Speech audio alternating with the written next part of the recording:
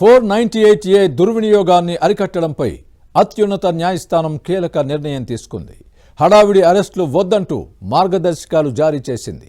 మరి సుప్రీం నిర్ణయం ఎలాంటి ఫలితాలను ఇవ్వబోతోంది? సుప్రీం బెంచ్ జారీ చేసిన కీలక మార్గదర్శకాలేంటి? 498A దుర్వినియోగం నిజంగానే తగ్గుతుందా?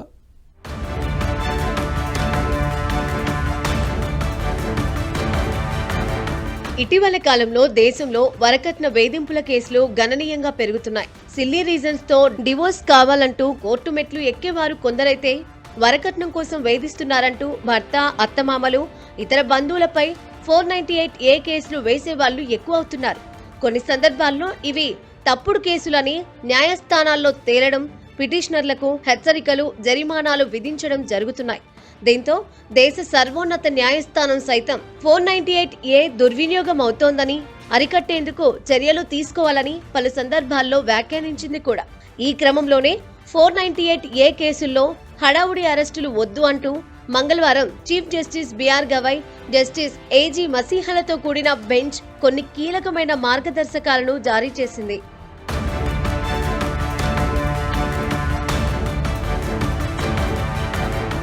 498A కేసు దుర్వినియోగాన్ని అడ్డుకోవడమే లక్ష్యంగా 2022లో అలహాబాద్ హైకోర్టు జారీ చేసిన మార్గదర్శకాలను సుప్రీంకోర్టు సమర్థించింది. వరకట్న వేధింపుల కేసుల్లో భర్త లేదా అతడి కుటుంబ సభ్యులను తొందరపడి అరెస్టు చేయరాదని స్పష్టం చేసింది. ఎఫ్ఐఆర్ నమోదైన తర్వాత కనీసం 2 నెలల పాటు ఎలాంటి అరెస్టులు చేయకూడదని తెలిపింది. ఈ సమయం వివాద పరిష్కారానికి అవకాశం కల్పిస్తుందని సుప్రీం అభిప్రాయపడింది. ఎఫ్ఐఆర్ నమోదైన తర్వాత ఫిర్యాదులను ముందుగా ప్రతి జిల్లాలోని ఫ్యామిలీ వెల్ఫేర్ కమిటీలకు రిఫర్ చేయాలని సుప్రీం తెలిపింది. వివాద పరిష్కారానికి ఫ్యామిలీ వెల్ఫేర్ కమిటీల్లో జరిగే చర్చల్లో ఇరుపక్షాల వారు కనీసం 4 బంధువులను భాగస్వాములుగా చేయాలని, ఆ తర్వాత ఫ్యామిలీ వెల్ఫేర్ కమిటీ తదుపరి చర్యల కోసం పోలీసులు, మెజిస్ట్రేట్లకు వివరణాత్మకమైన నివేదికను సమర్పించాలని తెలిపింది. ఇదంతా 2 నెలల్లోపు పూర్తి కావాలని సుప్రీం స్పష్టం చేసింది. ఫ్యామిలీ వెల్ఫేర్ కమిటీ చర్చలు జరుగుతున్న సమయంలో పోలీసులు ఎలాంటి దుందుడుకుడు చర్యలకు పాల్పడరాదని, అయితే సాధారణ విచారణను మాత్రం పోలీసులు కొనసాగించవచ్చంది.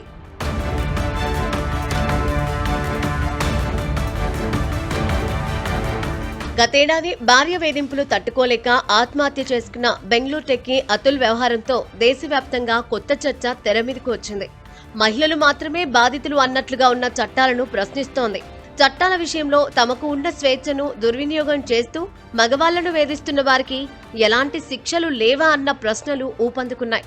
సెక్షన్ 498A నిబంధనల ద్వారా భర్తనే కాకుండా మొత్తం అత్తింటి వారి కుటుంబాన్ని కూడా టార్చర్ చేసేందుకు కొందరు దాన్ని ఆయుధంగా ఉపయోగిస్తున్నారన్న ఆందోళనలు అధికమవుతున్నాయి.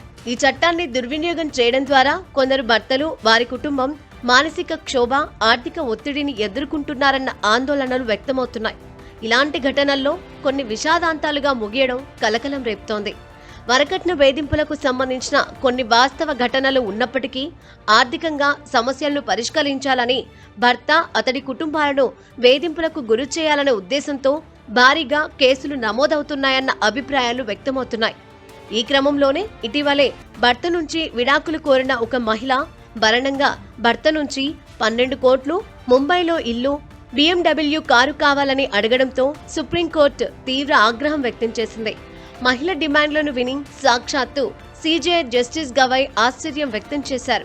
వివాహమై 18 నెలలు మాత్రమే అయ్యాయని, అప్పుడే విడాకులు తీసుకుంటూ BMW కారు కావాలని కోరడం ఏంటని ప్రశ్నించారు. ఎందుకు మీరు ఉద్యోగం చేసి అవన్నీ సంపాదించుకోకూడదని మహిళను ప్రశ్నించారు. ఇలాంటి ఘటనలు 498A సెక్షన్ దుర్వినియోగాన్ని స్పష్టం చేస్తున్నాయంటున్నారు నిపుణులు. సుప్రీంకోర్టు ఇవాళ రోజు రీసెంట్గా జస్టిస్ గవాయ్ గారు చేసిన ఏదైతే కామెంట్స్ ఉన్నాయో 498A మీద, అదేంటంటే ఇవాళ రోజు మనం చూస్తున్నాం maximum 60 to 70% of the 498A cases ఇవన్నీ ఫాల్స్ కేసెస్ కింద పరిగణించబడుతున్నాయి, లాస్ట్కి నిర్ధారితమవుతున్నాయి.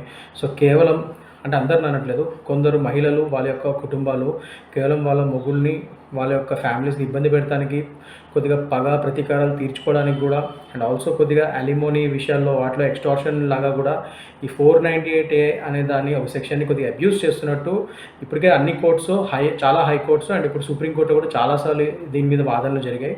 ఇవాళ రోజు అదే మాదిరిగా మళ్ళీ గౌరవనీయ జస్టిస్ గవాయ్ గారు మళ్ళీ ఇంకొకసారి రీసెంట్గా అలహాబాద్ హైకోర్టు చేసిన ఒక జడ్జిమెంట్ని సైట్ చేస్తూ ఈ కామెంట్స్ చేయడం జరిగింది. పెళ్లైన మహిళను భర్త అత్తింటి అరాచకాల నుంచి కాపాడడానికి తీసుకొచ్చిన సెక్షన్ 498A. కానీ ఇప్పుడు ఈ సెక్షన్ కింద 4 మహిళలు అరెస్ట్ అయ్యే పరిస్థితి ఉంది. ఒక మహిళ ఈ సెక్షన్ ని ఉపయోగించుకొని భర్తతో పాటు అత్త, తోడికోడళ్లను, మరదళ్ళు ఇలా అందరిపై కేసు పెడుతోంది. ఒక్క అమ్మాయిని కాపాడేందుకు 4 అమ్మాయిలను లోపలికి పంపిస్తున్నామని ఆ మధ్యకాలంలో ఓ జడ్జి కూడా ఆందోళన వ్యక్తం చేశారు. మన సమాజంలో అందరూ సమానమేనని చెబుతారు. అందుకే ఎవరికీ వేధించే హక్కు లేదు. మగవాళ్లు వేధిస్తే ఎలాంటి చట్టాలతో కేసులు పెడతారో, ఆడవాళ్లు వేధించినా కూడా అలాంటి కేసులే పెట్టాలన్న డిమాండ్లు అంతకంతకు పెరుగుతున్నాయి. కాగా 498A దుర్వినియోగం తగ్గేందుకు సుప్రీం జారీ చేసిన కొత్త మార్గదర్శకాలు ఉపయోగపడతాయని న్యాయ నిపుణులు చెబుతున్నారు.